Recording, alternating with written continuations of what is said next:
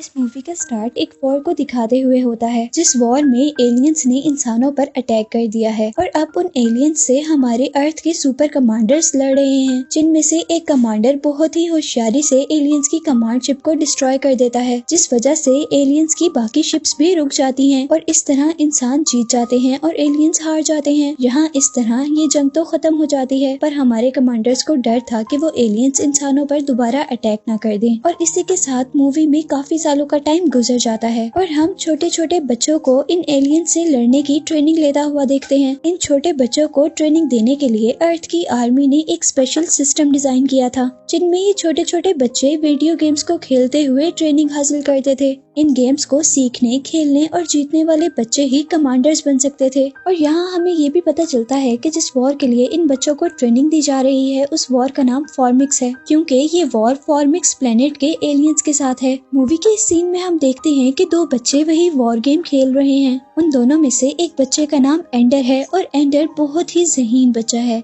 यहाँ पर वो अपने से बड़े बच्चे के साथ गेम खेल रहा था। एंडर उस बच्चे से बहुत छोटा होने के बावजूद उस बच्चे को बहुत ही आसानी से वो गेम हरा देता है। ये देखकर कि एक छोटे से बच्चे ने मुझे हरा दिया, उस बड़े बच्चे को बहुत ज्यादा गुस्सा आता है और यहाँ उनके दरमियान में फाइट शुरू हो जाती है। इसी दौरान हम देखते हैं कि उन सभी बच्चों की गर्दन पर एक चिप लगी हुई है और ये चिप बच्चों के माइंड को रीड और कंट्रोल किया करती थी। यहाँ इन्हीं डिवाइस की हेल्प से यहाँ पर होने वाला सारा वाकया ऑफिसर्स भी देख लेते हैं। इसके बाद ऑफिसर्स एंडर को अपने ऑफिस बुलाते हैं। ऑफिस में आने पर एंडर की गर्दन से उस चिप को उतार दिया जाता है, जिसकी वजह से एंडर को लगता है कि वो अब फॉर्मिक्स ट्रेनिंग का हिस्सा नहीं रहा। इसी वजह से वो बहुत ज्यादा डिसअपॉइंट हो जाता है, क्योंकि वो इस प्रोग्राम के लिए बहुत ज्यादा पैशनेट था और वो हर हाल में इस आर्मी प्रोग्राम का हिस्सा बनना चाहता था। अब एंडर ऑफिस से बाहर आता है, जहाँ वो बुरे लड़के उसे बुली करने के लिए खड़े हुए थे, जिनके साथ एंडर की लड़ाई हुई थी। एंडर को उन लड़कों पर गुस्सा आ रहा था, इसी वजह से एंडर की दोबारा उन लड़कों के साथ फाइट हो जाती है और एंडर कमाल की ट्रिक्स दिखाते हुए उन सभी लड़कों को अकेला ही हरा देता है। ये सब चीजें ऑफिसर नोटिस कर रहे थे। उन लोगों की फाइट के दौरान वो लोग ये नहीं जानते थे कि ये सारी चीजें ऑफिसर नोटिस कर रहे हैं। इसके बाद वो अपने घर चला जाता है, लेकिन घर जाने पर भी वो बहुत ज्यादा उदास था और उसकी फैमिली उसे ये कहकर चेयर अप करती है कि जरूरी नहीं है कि तुम अर्थ को बचाने के लिए फॉर्मिक्स का ही पार्ट बनो,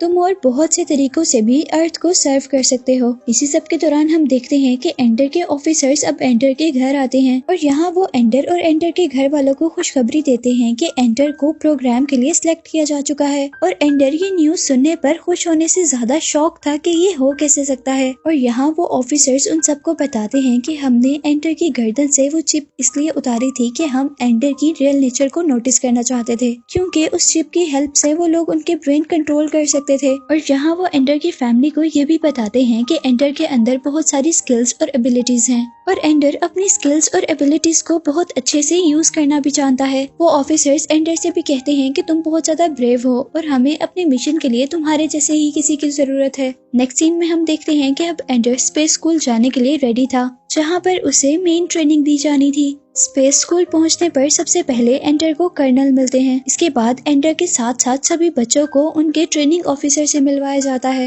वो ऑफिसर सभी बच्चों को यहाँ पर रूल्स बताते हैं और साथ ही उन्हें एक वीडियो क्लिप भी दिखाया जाता है। ये वीडियो क्लिप उसी वॉर का था जो वॉर हमें मूवी के स्टार्ट में दिखाई जा रही थी। इसके बाद सारे बच्चों को एक ऐसे रूम में लेकर जाया जाता है जहाँ पर 0 ग्रेविटी थी, यानी वो एक स्पेस रूम था और इस रूम को बैटल रूम भी कहते थे, क्योंकि इस रूम में बच्चों को लड़ना सिखाया जाता था। एंडर क्योंकि अपने सारे मिशंस बहुत अच्छे से कंप्लीट कर रहा था, इसीलिए सभी ऑफिसर्स को एंडर की एबिलिटीज पर यकीन हो गया था और उनको लगता है कि एंडर वही लड़का है जो उनकी जंग जीत सकता है।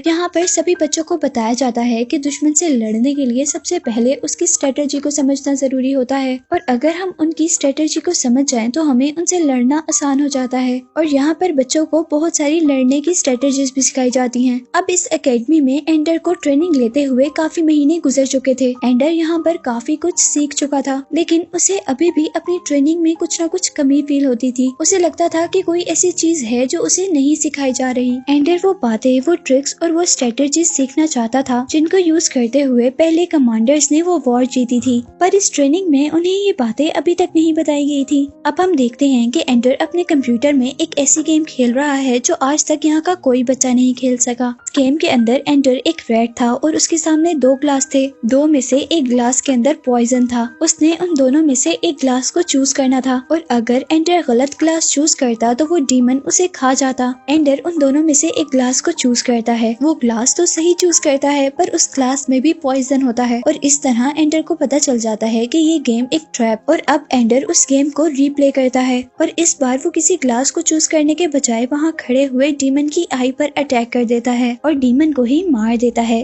और एंडर उस गेम का लेवल जीत जाता है, जिसको देखकर ऑफिसर्स बहुत ज्यादा खुश थे और इसीलिए एंडर को अब बड़े बच्चों के साथ प्रमोट कर दिया जाता है। जिस आर्मी के साथ एंडर को प्रमोट किया गया था उस आर्मी का नाम था सेलेमेंडर आर्मी। यहाँ पर एंडर को उस आर्मी का कैप्टन बोंजो मिलता है जो कि उसे देखकर काफी गुस्से में आ गया था क्योंकि एंडर एक अनट्रेन्ड बच्चा था और बोंजो ने अपनी आर्मी को ट्रेन करके नंबर 1 बनाया हुआ था और वो एंडर को अपनी आर्मी में बहुत बेकार समझता है क्योंकि अभी तक उसे एंडर की एबिलिटीज का नहीं पता था। अब क्योंकि एंडर अनट्रेन्ड था इसीलिए बोंजो उसे अपनी आर्मी से दूर रहने के लिए कहता है। लेकिन तभी हमें इस ग्रुप में एक पेट्रा नामी लड़की को दिखाया जाता है जो कि एंडर के साथ दोस्ती कर लेती है और एंडर को उसके फ्री टाइम में ट्रेनिंग देना शुरू करती है। बोंजो को जैसे ही ये पता चलता है कि एंडर ट्रेनिंग ले रहा है तो वो उसे ट्रेनिंग लेने से मना कर देता है, लेकिन एंडर उसकी कोई बात नहीं मानता। अब यहाँ पर हम देखते हैं कि सेलेमेंडर आर्मी का किसी और आर्मी के साथ मैच था और बोंजो ये मैच हर हाल में जीतना चाहता था। उसे लगता था कि एंडर उनकी टीम में हुआ तो वो लोग जरूर हार जाएंगे, इसीलिए वो एंडर को बैटल एरिया से दूर रहने को कहता है। बैटल रूम में मैच स्टार्ट हो जाता है और मैच के दरमियान में एंडर देखता है कि पेट्रा को फ्रीज कर दिया गया है और अब एंडर पेट्रा की जगह खेलने के लिए बैटल रूम के अंदर आता है। वो 1 मिनट तो साइड पर रहता है और सारी गेम को समझता है और फिर कमाल की स्ट्रेटजीज दिखाते हुए वो गेम जीत जाता है। अब एंडर की वजह से सेलेमेंडर आर्मी की ये जीत देखकर ऑफिसर्स बहुत ज्यादा खुश थे।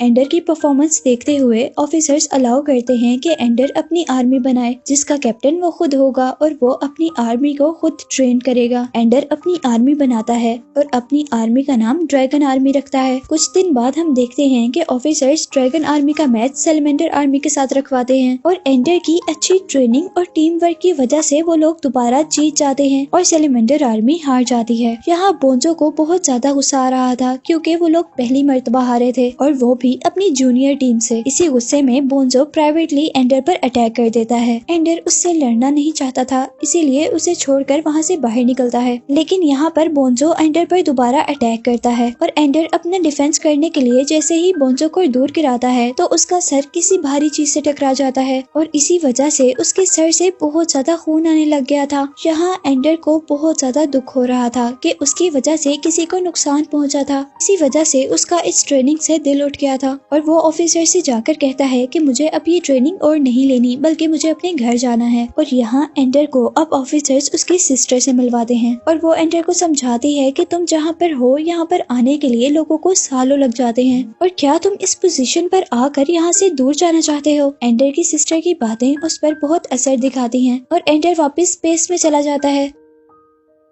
स्पेस में जाने पर अब एंडर को स्पेस स्कूल नहीं लेकर जाया जाता बल्कि उसे उस जगह पर लेकर जाया जाता है जहां पर उन्होंने फॉर्मिक्स के साथ जंग करनी थी और यहां पर अब एंडर को फाइनल और लास्ट ट्रेनिंग दी जानी थी। यहां पर एंडर को एक कमांडर से भी मिलवाया जाता है। ये कमांडर वही कमांडर थे जिन्होंने पास्ट में एलियंस की शिप डिस्ट्रॉय की थी और इधर एंडर उनसे वही सवाल करता है जो हमेशा से उसके माइंड में था कि उन्हें उस वॉर में यूज होने वाली स्ट्रेटजीज क्यों नहीं बताई जाती। और इस बात के जवाब में कमांडर उसे एक वीडियो क्लिप दिखाते हैं जो कि उस वॉर की थी। इस क्लिप को देखते हुए एंडर कमांडर से जितने भी क्वेश्चन करता है तो कमांडर उन्हें उसके सारे क्वेश्चन के आंसर देते हैं। यहाँ पर एंडर नोटिस करता है कि जैसे ही एलियंस की कमांड शिप पर अटैक हुआ था तो एलियंस की बाकी सारी शिप भी रुक गई थी और इस बात का जवाब देते हुए कमांडर उन्हें बताते हैं कि फॉर्मिक्स बिल्कुल चूंटियों की तरह होते हैं। जिस तरह चूंटियों की क्वीन उन्हें लीड करती है इसी तरह इन एलियंस की भी एक क्वीन होती है और कमांडर उन्हें बताता है कि अगर क्वीन को मार दिया जाए तो वो सबके सब खुद ही मर जाते हैं। नेक्स्ट सीन में हम देखते हैं कि एंडर एक बैटल रूम में है, जहाँ एंडर को वो वेपन यूज करना सिखाया जाना था, जिस वेपन को यूज करके वो लोग फॉर्मिक्स की पूरी आर्मी को एक ही टाइम में बर्बाद कर सकते थे। यहाँ पर मेजर एंडर को बताते हैं कि ये तुम्हारी लास्ट ट्रेनिंग है, जिसके बाद तुम्हें फॉर्मिक्स को हराना है। यहाँ पर एंडर भी अपनी ट्रेनिंग के लिए बहुत ज्यादा एक्साइटेड था और इसीलिए सारे कमांडर्स और ऑफिसर्स भी उसे खड़े हुए देख रहे थे और एंडर की पूरी टीम बेस में खड़ी हुई थी, जहाँ वो देखते हैं कि बहुत सारे एलियन शिप्स अपने प्लेनेट के आगे ऐसे खड़े हुए हैं जैसे वो अपने प्लेनेट को प्रोटेक्ट कर रहे हों। इतने सारे शिप्स को देखकर एंडर अपनी टीम को कहता है कि वो उस वेपन से उन पर अटैक कर दें और उस बड़े वेपन के अटैक से वो सारे के सारे एलियन शिप डिस्ट्रॉय हो जाते हैं। पर अभी भी वो जंग जीते नहीं थे, क्योंकि उनके अटैक के बाद उनके सामने बहुत सारे एलियन शिप्स अपीयर हुए थे, जो कि पहले से भी बहुत ज्यादा थे। और क्योंकि उनके बड़े वेपन को रीलोड होने में टाइम लगना था, इसीलिए एंडर अपनी टीम के लोगों से कहता है कि वो अपनी अपनी शिप्स में बैठकर इस वेपन को कवर कर लें, ताकि फॉर्मिक्स का अटैक उनका वेपन ना खराब कर सके। यहाँ पर फॉर्मिक्स इंसानों पर अटैक कर देती है, जिसकी वजह से स्पेसशिप में बैठे हुए बहुत से इंसान मर जाते हैं। इसी दौरान अब एंडर का वेपन भी चार्ज हो गया था। एंडर पेट्रा से कहता है कि वो अटैक कर दें और उनके इस बार के अटैक से फॉर्मिक्स का पूरा प्लेनेट ही डिस्ट्रॉय हो जाता है और वहाँ के सारे लोग भी मर गए थे। ये सब करने के बाद एंडर बहुत ज्यादा खुश था, क्योंकि उसने अपना लास्ट ट्रेनिंग मिशन भी बहुत अच्छे से कंप्लीट कर लिया था। पर तभी एंडर पर रिवील होता है कि ये ना तो नकली वॉर थी और ना ही ये कोई उनकी ट्रेनिंग का हिस्सा थी, बल्कि ये एक असल वॉर थी और उसने सचमुच में एक पूरे प्लेनेट और उस पर रहने वाले सभी लोगों को मार दिया था।